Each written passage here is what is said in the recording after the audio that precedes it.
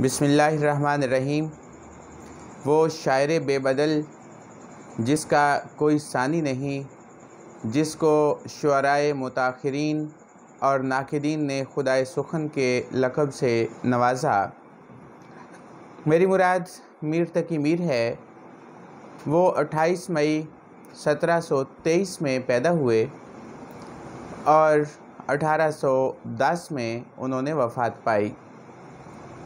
میر تقی میر کی تاریخ وفات ستمبر یعنی 22 ستمبر 1810 ہے اور ان کا اصل نام محمد تقی تھا اور میر تقی میر کے نام سے مشہور ہوئے۔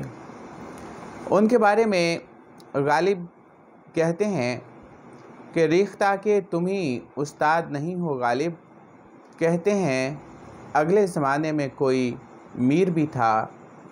میر تقی میر ایک بلند پایہ شاعر ولی دکنی کے بعد جس شاعر کو ہم کہہ سکتے ہیں کہ اس نے ایک عہد کا آغاز کیا، اور میر کے زمانے کو میر و سودا کا دور بھی کہا جاتا ہے، اور اردو شاعری کا عہد زریں بھی اسے ہی کہا جاتا ہے۔ میر تقی میر آگرہ میں پیدا ہوئے اور والد کا نام محمد علی تھا، اور اپنے زہد و ریاضت کی وجہ سے علی متقی کے نام سے مشہور تھے۔ میر کے والد اکثر مراقبے کی حالت میں رہتے۔ میر نے اپنی زندگی میں بہت سے زیر و بم دیکھے اور اونچ نیچ دیکھی، اور حالات میر کے بہت خراب رہے۔ اس سلسلے میں اگر دیکھا جائے تو کہا جاتا ہے کہ میر کی شاعری پر غم کا پہلو نمایاں ہے۔ ان کی شاعری پر غم کی گہری چھاپ نظر آتی ہے۔ تو اس غم کو ہم دو انداز میں دیکھ سکتے ہیں۔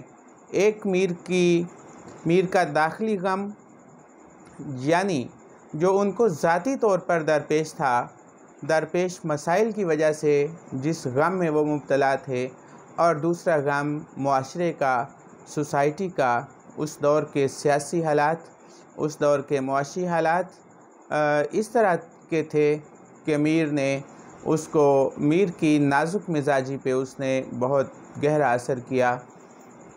میر تقی میر کم عمری میں ہی ان کے والد وفات پا گئے، اور میر اپنی کتاب ذکر میر میں کہتے ہیں کہ میرے والد مراقبے کی حالت میں رہتے، اور جب مراقبے سے باہر آتے تو مجھے کہتے بیٹا عشق کرو، عشق ہے تو پانی میں روانی ہے، عشق سے آگ میں تپش ہے، عشق سے یہ کائنات چلتی ہے، عشق نہ ہوتا تو یہ کائنات نہ ہوتی۔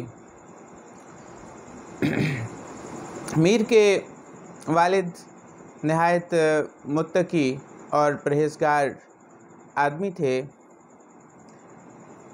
میر کے والد نے 2 شادیاں کیں، اور میر کا ایک بھائی محمد حسن تھا جو سوتیلا بھائی تھا۔ والد کی وفات کے بعد میر کی پرورش کی ذمہ داری ان کے چچا بھی سگے نہیں تھے، والد کے دوست تھے اور مرید تھے، تو ان کے ذمہ آئی۔ چند ہی سالوں کے بعد ان کی بھی وفات ہو گئی، تو میر سراج الدین علی خان آرزو کے پاس چلے گئے۔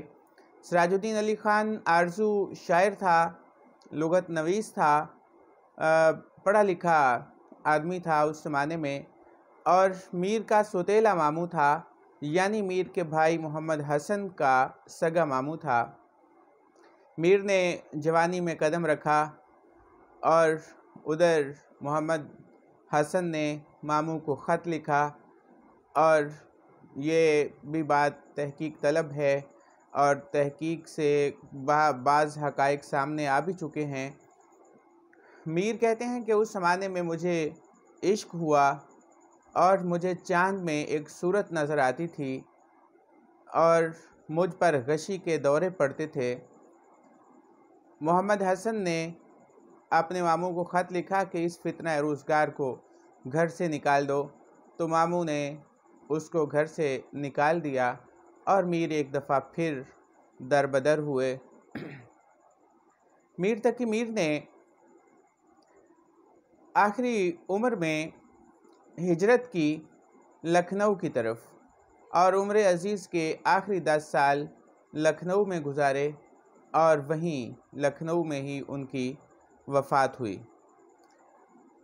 اس واقعے کو، ان کی ہجرت کے واقعے کو محمد حسین آزاد نے اپنی کتاب آب حیات میں ان الفاظ میں لکھا ہے، ذرا سنیں کہ میں یہ آپ کو پڑھ کے سناؤں گا۔ کہتے ہیں کہ میر تقی میر جب لکھنؤ چلے تو ساری گاڑی کا کرایہ بھی پاس نہ تھا۔ ناچار ایک شخص کے ساتھ شریک ہو گئے تو دلی کو خدا حافظ کہا۔ تھوڑی دور آگے چل کر اس شخص نے کچھ بات کی، یہ اس کی طرف سے منہ پھیر کر ہو بیٹھے۔ کچھ دیر کے بعد پھر اس نے بات کی۔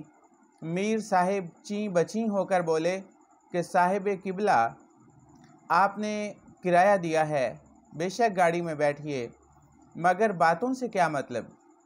اس نے کہا کیا مذائقہ ہے، راہ کا شغل ہے، باتوں میں ذرا جی بہلتا ہے۔ میر صاحب بگڑ کر بولے کہ خیر آپ کا شغل ہے، میری زبان خراب ہوتی ہے۔ لکھنؤ میں پہنچ کر جیسا کہ مسافروں کا دستور ہے ایک سرائے میں اترے۔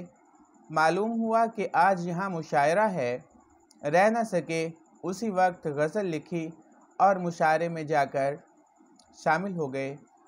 ان کی وضع قدیمانہ تھی، کھڑکی دار پگڑی، 50 گز کے گھیر کا پاجامہ، ایک پورا تھان پستولیے کا کمر سے بندھا، ایک رومال تہ دار اور اس میں آویزاں مشروع پاجامہ جس کے عرض کے پائنچے، ناگ پھنی کی انی دار جوتی جس کی 1.5 بالشت اونچی نوک، کمر میں ایک طرف سیف یعنی سیدھی تلوار، دوسری طرف کٹار، ہاتھ میں جریب۔ غرض جب داخل محفل ہوئے تو وہ شہر لکھنؤ، نئے انداز، نئی تراشیں، بانکے ٹیڑھے جوان جمع، انہیں دیکھ کر سب ہنسنے لگے۔ میر صاحب بیچارے غریب الوطن، زمانے کے ہاتھ سے پہلے ہی دل شکستہ، اور بھی تنگ ہوئے اور ایک طرف بیٹھ گئے۔ شمع ان کے سامنے آئی تو پھر سب کی نظر پڑی۔ بعض اشخاص نے سوچا حضور کا وطن کہاں ہے؟ میر صاحب نے یہ قطع فی البدیع کہہ کر غزل طرحی میں داخل کیا۔ کیا بود و باش پوچھو ہو پورب کے ساکنوں، کیا بود و باش پوچھو ہو پورب کے ساکنوں، ہم کو غریب جان کے ہنس ہنس پکار کے۔ دلی جو ایک شہر تھا عالم میں انتخاب، رہتے تھے منتخب ہی جہاں روزگار کے، جس کو فلک نے لوٹ کر ویران کر دیا، ہم رہنے والے ہیں اسی اجڑے دیار کے۔ سب کو حال معلوم ہوا، بہت معذرت کی، میر صاحب سے عفو تقصیر چاہی، کمال کے طالب تھے۔ صبح ہوتے ہوتے شہر میں مشہور ہو گیا کہ میر صاحب تشریف لائے ہوئے ہیں۔ رفتہ رفتہ نواب آصف الدولہ مرحوم نے سنا اور 200 روپیہ مہینہ کر دیا۔ عظمت و اعزاز جوہر کمال کے خادم ہیں۔ اگرچہ انہوں نے لکھنؤ میں بھی میر صاحب کا ساتھ نہیں چھوڑا، مگر انہوں نے بد دماغی اور نازک مزاجی کو، جو ان کے ذاتی مصاحب تھے، اپنے دم کے ساتھ ہی رکھا۔ چنانچہ کبھی کبھی نواب کی ملازمت میں جاتے تھے۔ ایک دن نواب مرحوم نے غزل کی فرمائش کی، دوسرے تیسرے دن جو پھر گئے تو پوچھا میر صاحب ہماری غزل لائے؟ میر صاحب نے تیوری بدل کر کہا جناب عالی مضمون غلام کی جیب میں تو بھرے ہی نہیں کہ کل آپ نے فرمائش کی آج غزل حاضر کر دے۔ اس فرشتہ خصال نے کہا خیر میر صاحب جب طبیعت حاضر ہوگی کہہ دیجئے گا۔ ایک دن نواب نے بلا بھیجا جب پہنچے تو دیکھا کہ نواب حوض کے کنارے کھڑے ہیں، ہاتھ میں چھڑی ہے، پانی میں لال سبز مچھلیاں تیرتی پھرتی ہیں۔ آپ تماشا دیکھ رہے ہیں۔ میر صاحب کو دیکھ کر بہت خوش ہوئے اور کہا، میر صاحب کچھ فرمائیے۔ میر صاحب نے غزل سنانی شروع کی۔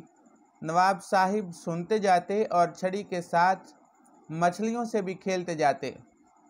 میر صاحب چیں بچیں ہوتے اور ہر شعر پر ٹھہر جاتے تھے۔ نواب صاحب کہے جاتے تھے کہ ہاں پڑھیے۔ آخر 4 شعر پڑھ کر میر صاحب ٹھہر گئے اور بولے کہ پڑھوں کیا؟ آپ مچھلیوں سے کھیلتے ہیں، متوجہ ہوں تو پڑھوں۔ نواب نے کہا جو شعر ہوگا آپ متوجہ کر لے گا۔ میر صاحب کو یہ بات زیادہ تر ناگوار گزری، غزل جیب میں ڈال کر گھر کو چلے آئے اور پھر جانا چھوڑ دیا۔ چند روز کے بعد ایک دن بازار میں چلے جاتے تھے، نواب کی سواری سامنے سے آ گئی۔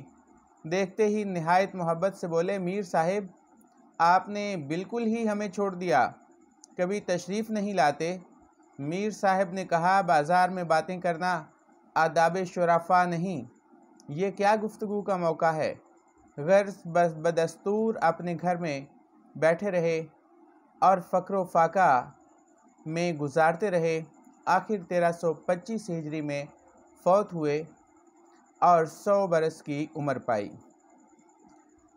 تو محترمین ناظرین، یہ آب حیات میں لکھا ہے محمد حسین آزاد نے۔ اگرچہ میر کی عمر 100 سال نہیں تھی، بلکہ ان کی عمر 90 سال سے بھی کچھ کم تھی، جو کہ بعد کی تحقیقات نے ثابت کیا۔ لیکن محمد حسین آزاد نے جو لکھا وہ میں نے آپ کو پڑھ کر سنایا۔